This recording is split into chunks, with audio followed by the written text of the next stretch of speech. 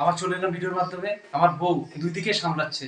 এই তো গ্যাসে দেখতে পাচ্ছেন ভাত, এই তো ভাত বসানো আছে গ্যাসে, আর ওই পাশটা হচ্ছে মাটির উনান, ওখানেও আবার রান্না হচ্ছে। একবার ওদিকে যাচ্ছে, আবার এদিকে গ্যাসের এখানে যে ভাত বসিয়েছে এখানে চলে আসছে। তাহলে এবার চলুন তাহলে দেখাই মাটির উনানে কি করছে। এই তো দেখতে পাচ্ছেন উনানে রান্না করছে। এই যে ধোকলা তরকারি হবে, মানে আজকে হচ্ছে মঙ্গলবার, নিরামিষ। এই তো আমার ধোকলা খেতে খুব ভালো লাগে।